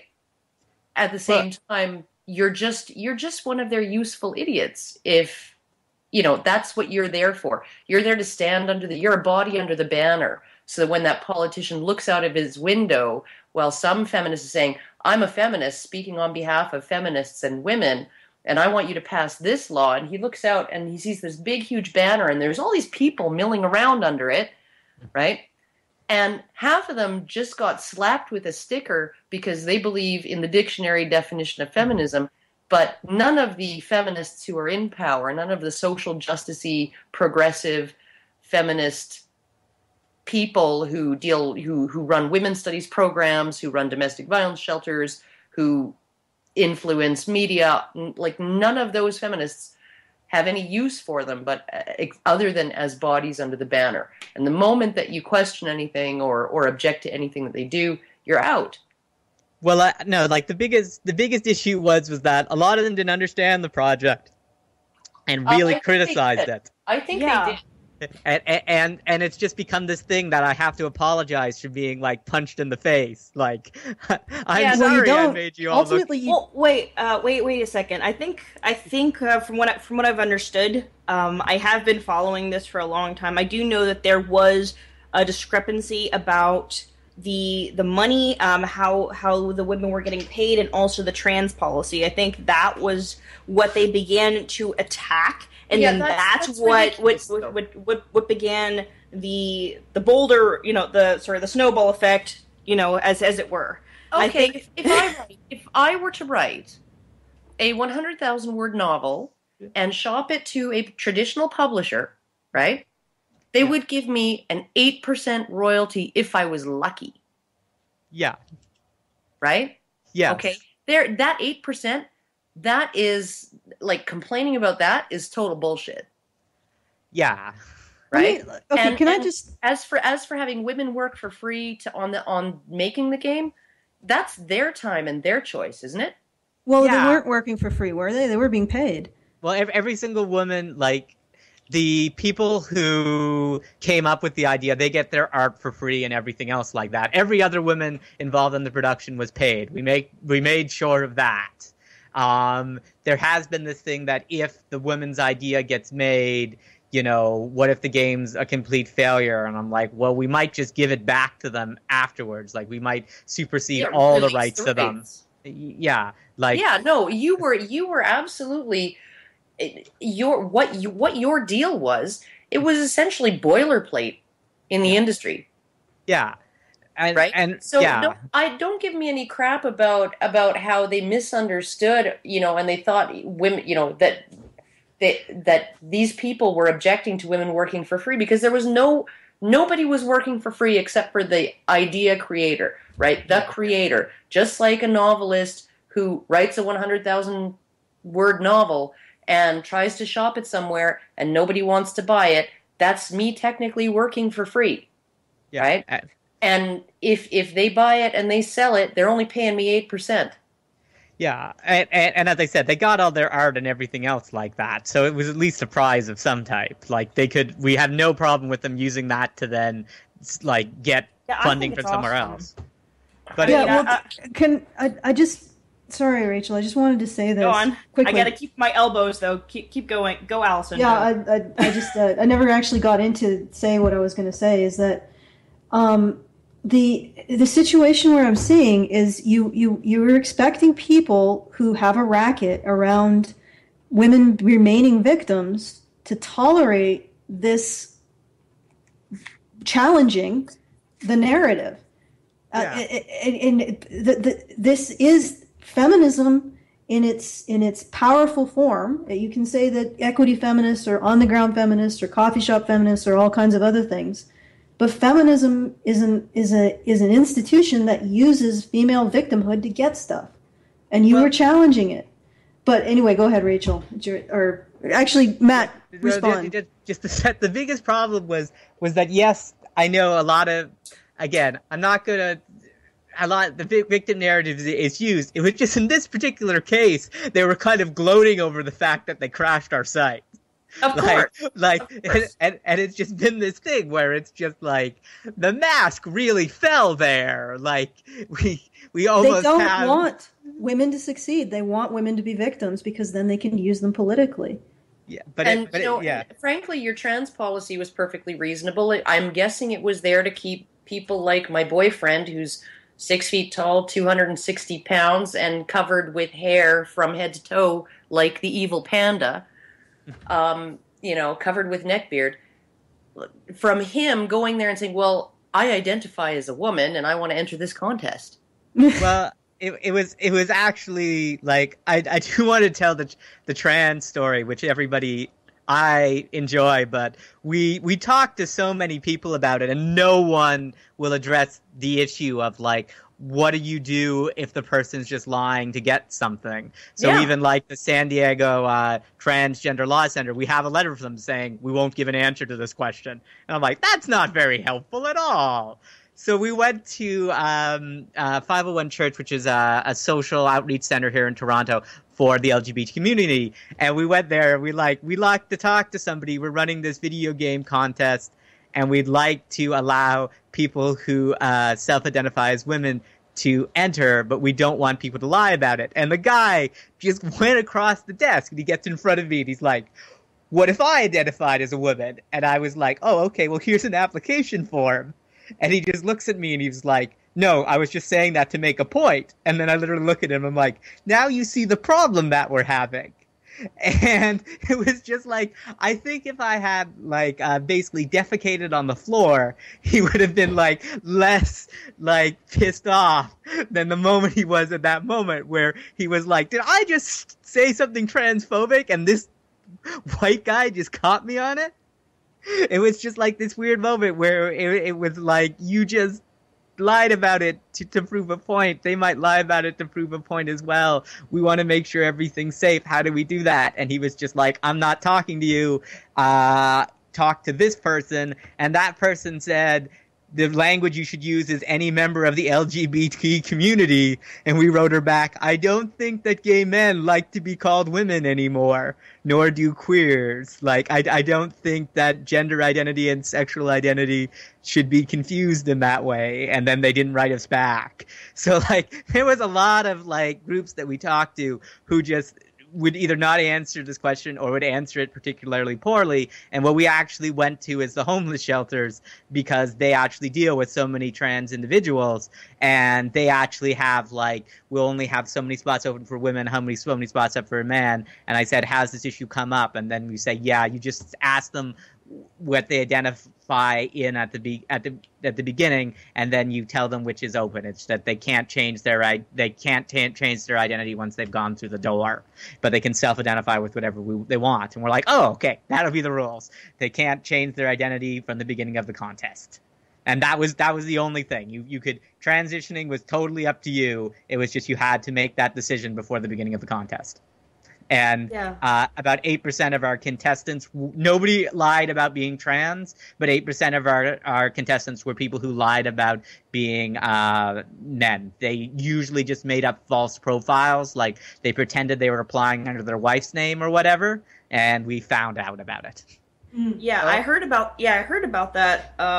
And what I read from, I think I read your policy, and it was saying, I think where there was or at least where I think some of the confusion came from was where it was, you did mention, I thought it was rather clear. You said they had to have transitioned before the contest, and what you meant was that you had to have, come out to your friends and family, and basically people had to identify you as a woman beforehand. You didn't actually have to have the surgery, because not everybody who is trans gets the surgery or intends to. Yeah. And unfortunately, that's in line with GLAAD, and I forget which transgender rights association it is in the States, but we use we checked the word, and that was exactly what they said. Both of them specifically mentioned that you don't have to have sex reassignment surgery to transition. But apparently that confusion was lost, and this is where this is where the death threat came in, and our site being taken down, like our site going down. You were banned from Twitter. DDoSed? Oh yeah, we were totally DDoSed. We were banned from Twitter for a while. That was fun. It was really like, I'm not sure if this is a bad or a good thing, but okay. Yeah, but, that's how Twitter wars go. And that's one of the reasons I abstained from joining Twitter for I think a very long time, because I could see how easily something that was very, very reasonable could be taken wrong by a bunch of people, and then suddenly had that snowball effect, and they're just like, oh my gosh, what happened? And then suddenly all these people will have turned against somebody for just something simple that they said. It really is completely ridiculous, because you see just the worst of humanity sometimes just being on Twitter. It's terrible. Well, I get our favorite post. It's gone now because it's just been buried under everything else. But it used to be when you search for our name, it would be just a reminder that the fine young capitalists are the most obvious showing of oppression, but isn't the only kind. And it was from a person who advocates for people of color's rights. And I was like, are you jumping on the oppression bandwagon? Like, really? Of course. Yeah, of course. It really is ridiculous what has happened to you and all this, and it really shouldn't have happened. Could you tell us a bit about Vivian James? Okay. So it's just been this 4chan thing, but it was like we said that if 4chan wanted to, they could combine their money for the larger prizes. And one of the ones was if you gave us $10,000, because we assumed that corporations would like this idea, you could get your logo in front of the game. And 4chan asked if they raised that collectively, could it happen? And we thought it was never going to happen. And we said, of course. And one of the $2,000 prizes, though, was to get your character designed. And they saw that as getting their character into the game. So when they reached that point, they asked, could they do it? And I said, well, depending upon what you come up with. And they just came up with this very, again, a girl who games, who's only really interested in games, and it was just a very the character had a lot of personality, but it wasn't a super sexualized character or anything. It just looked like a regular gamer kind of girl who is a ginger. And they said, can we put this in the game, and can she have this backstory, and can she be Vivian James? And we're like, all of this seems acceptable. I don't know why anyone would have a problem with it. And we were wrong. And within an hour, your reaction of bafflement at the endless chasm of offense that people can take is it's adorable. You're touching my heart. Oh, and this is what it's like. They've been through. So many of them have been through a variety of cultural studies programs, women's studies, racial studies, all of these things, all of these different studies programs that trains them to be hyper aware of anything that could possibly offend anyone at any time, right? And so, they really are professional umbrage takers. And so there really is no way to win. Once they're mad at you, and frankly, it's Matt, right? Yeah. Yeah, frankly, your first mistake was apologizing to anybody. Well, that's the thing. We've actually never straight up apologized. But if you except the 4chan, except the 4chan. The moment that you sort of step back on your back heel, yeah, right? You shift your weight backwards into a defensive position. That's like blood in the water to these people, but, right? Yeah. It really is. The way I have viewed my entire the way I do things is if I say something that's offensive, right, or something that somebody takes offense to, and they take offense to it, I basically tell them that they're a stupid little person for taking offense to it. Yeah. Get a life. Find something useful to do. but it's been like the thing that with Vivian James, like like Tumblr sexualized her immediately, and I warned them, like, she's a multi-dimensional character and she's technically 4chan's daughter. Do not slut shame this woman. But Vice picked it up, and like Vice wrote it. And, Vice, we love you in all the wrong ways. But they wrote it up as like 4chan creating a character to agree with them. And like, I literally wrote like this quote, like, people who are in serious social justice movements do not say that 4chan can't give, V can't give money to women, because like that's an act of oppression. All you're doing is embarrassing your own social justice movement and destroying the narrative that has been created around it.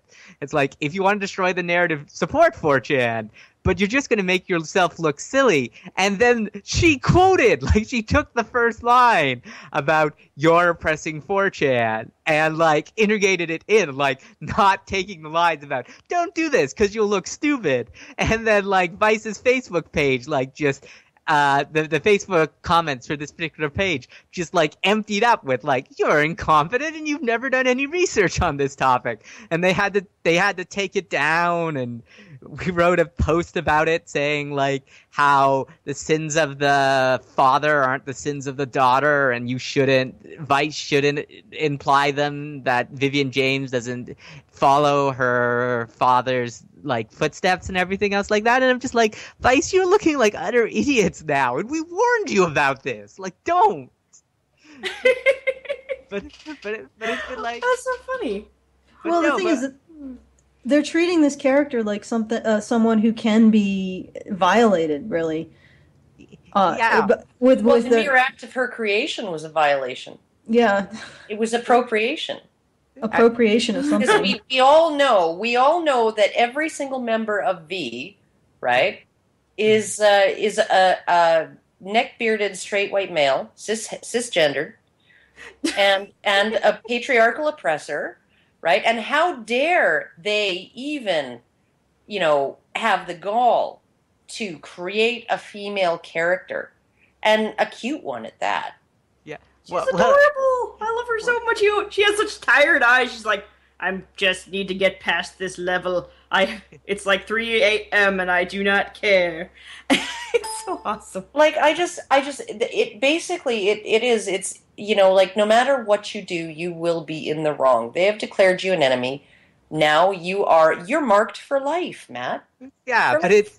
Oh, again, it's been this like peculiar thing where, as I said, like, as I keep telling people, like, I'm a visitor to this world, but it's just been this thing where, again, it's like the reporter will ask, like, he'll ask these like horribly leading questions, like, yeah, I don't know if the fine young capitalists have raped a woman, and then I'm just like, we have a media address.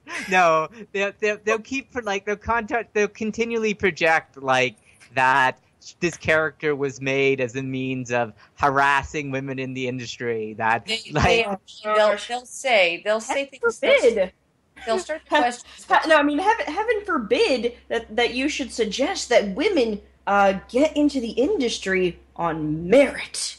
Well, what the reporters good coding skills and things like that, or even do a game, right? Not if they want to make a game, they actually make a game. Gosh, well, but I actually like a lot of the games on there. All the five main games that are left. I think I'm really fond of Lux and Afterlife Empire. I ended up voting for Afterlife Empire. Yeah. Oh, that was really cool.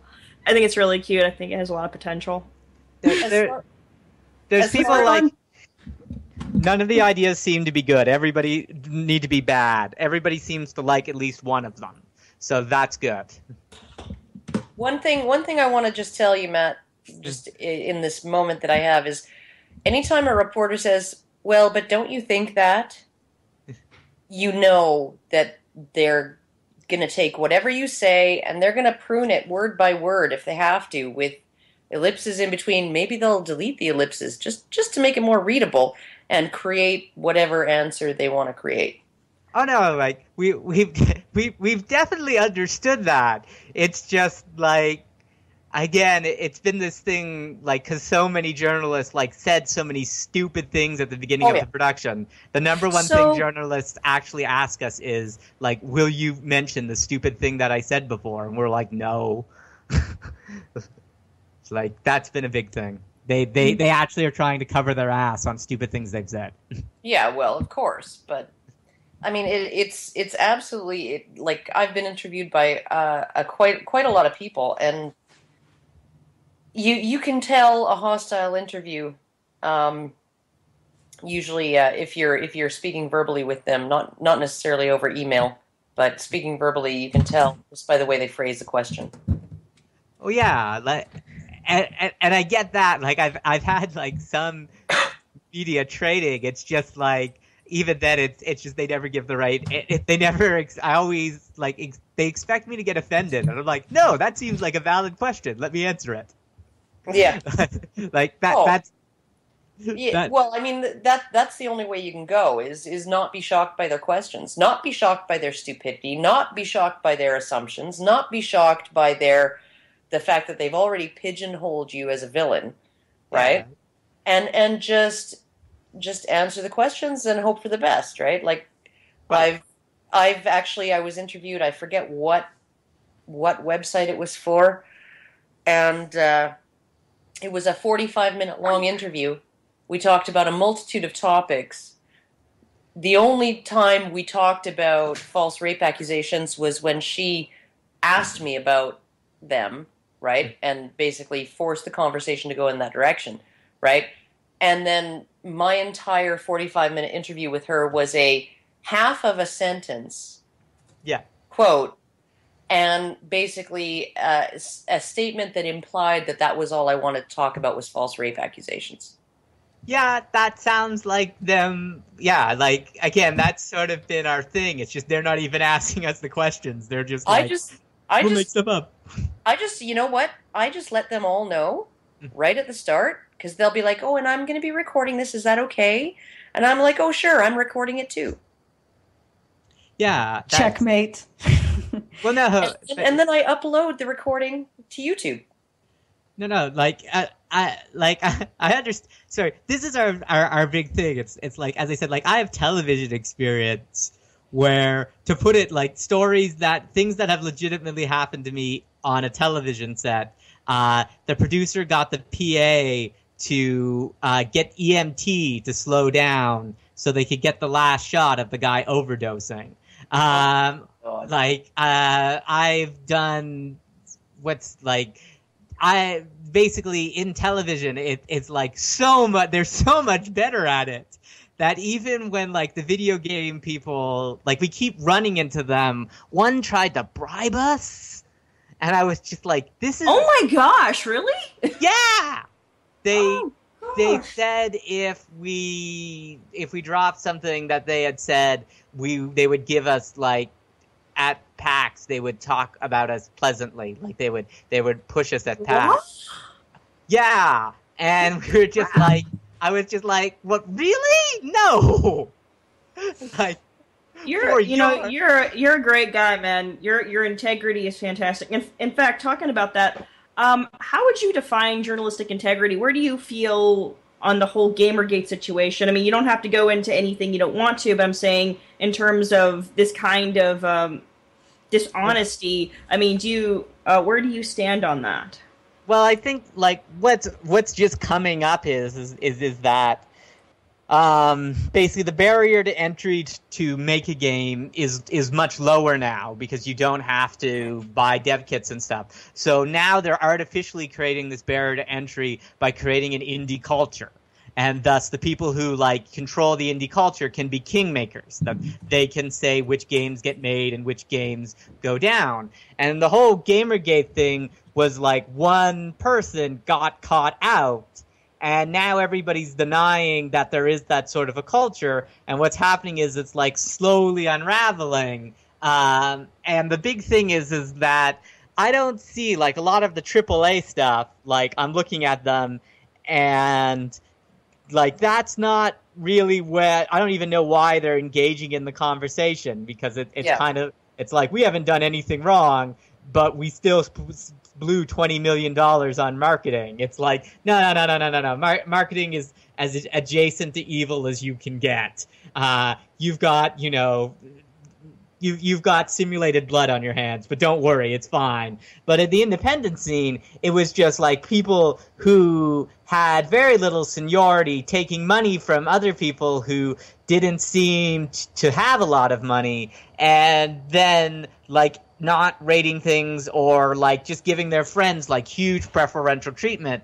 And we knew a lot of that, like, going in. Like, part of the reason why we did it as a contest and chose the names and everything else like that was to get enough attention so that we could actually give this woman, like, enough PR that people would actually know her game. Like, it would help to get around a bit of this gatekeeper thing.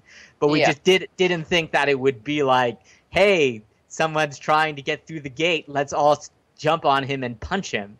And not just punch him, but punch him with some of the most, like the accusations that got flung over that whole thing. Nobody wants to be told that they hate women. Nobody wants anybody to think that they hate women. Yeah, but it's just been this weird sort of thing where it's like, as we keep saying to people, it's like some of these female developers or female, like, critics are, like, being elevated to the status of godhood, where if you talk about them negatively, it's like some sort of blasphemy. And it's like, no.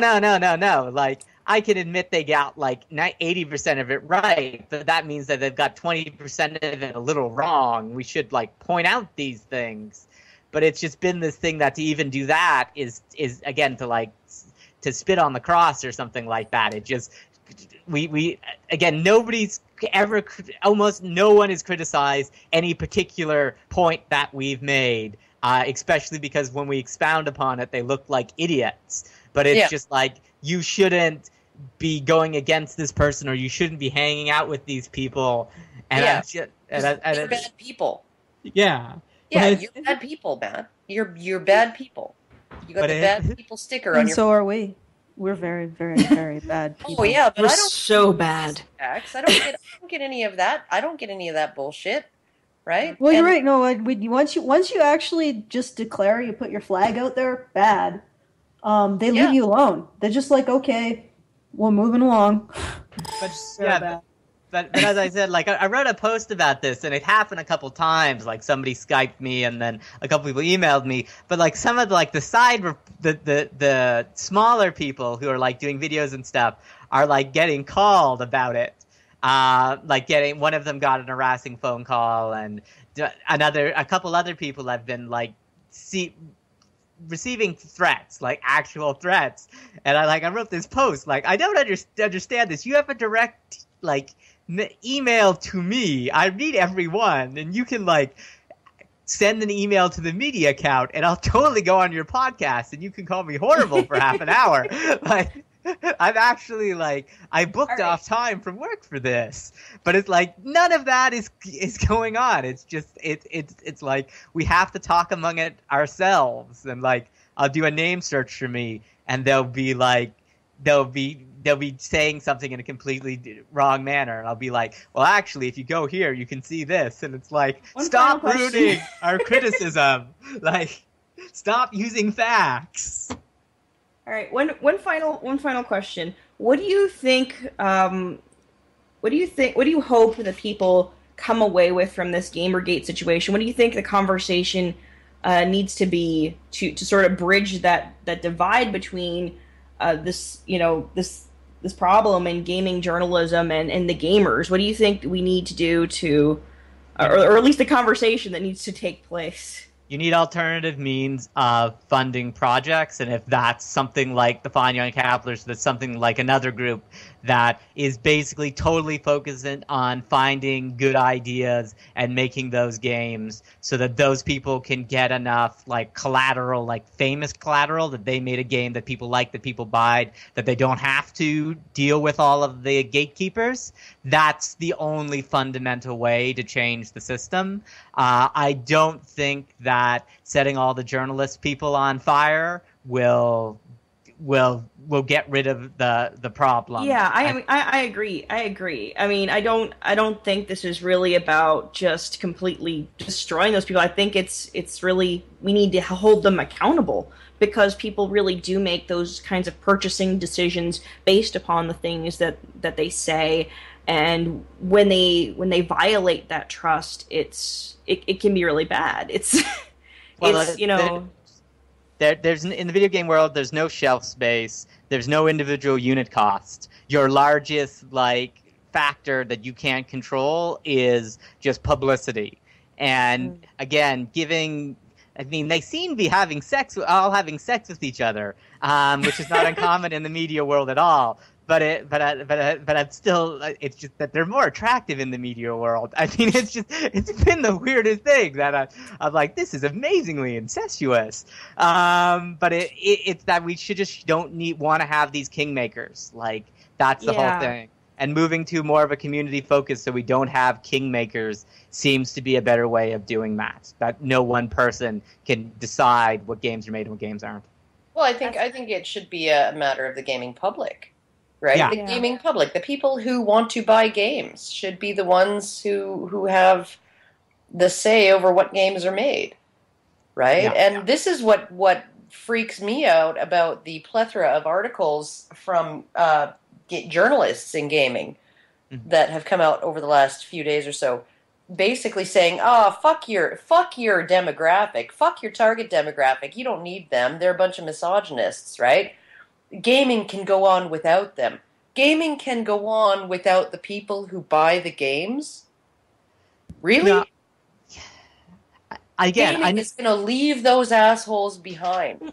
I think it has to do with. I think what it really has to do with overall is what's happening is that there are many different kinds of demographics. There's many different kinds of people that play games, as opposed to the way it was, say in the 80s. They're really trying to appeal with different kinds of games, and now there are these people who don't do the very hardcore, very first person shooters or the very competitive stuff, who are trying to with they really want to try and frame gaming. They want to change it to be the way they want, instead of appreciating that there are different kinds of games for different people. And they don't want to have games made for those people and for themselves. They want all of the games to conform to what they want, even if they'll never play those games. Right? Well, yeah. The very fact that those games exist and have those specific elements offends them, and those games must be wiped from the face of the earth. Yeah, there is room for the people that like their Bejeweled and their Facebook games and their their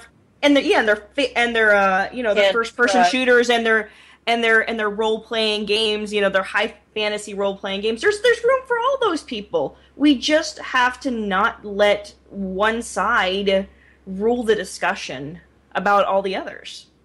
Nope. Okay.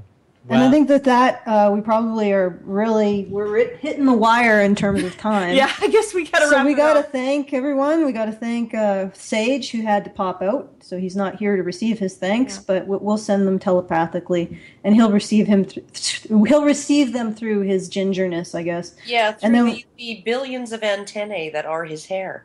Yeah. And thanks, Mike, for coming on. You got quiet there. I guess you were just contemplating all the wisdom that was flowing from the various... I think he's drinking, actually. Yeah, okay. You're both right. Okay. And thanks, always, Rachel. Rachel, you hosted it, but I guess I'm going to be ending it. You began it, but I ended it. Thanks, Karen. Thank you, Matt. Yeah. Thanks, Karen, for, stopping that thing they call what is it, mothering? That little side project you have on there. Yeah. I just put a ball gag on him finally and stuffed him in a closet. I'm gonna let him out in a couple hours. Yeah. It sounds totally kosher to me. And thanks, Matt. Oh god. Thanks for coming on with us and for telling us your story. Hopefully we weren't too harsh on you. It's cool, and I guess we should wrap it up. So thanks for letting me be here. Yeah, you're welcome. Do stay after the show for a moment. I have something to say. Okay. Nothing bad. Okay, so we don't have Crystal on today, so there's nobody's to say Carl. Doctor Who sucks. No, you suck. Starfish really loves you. Crystal. It has to be Crystal. Starfish really love you. Who the hell wrote this crap?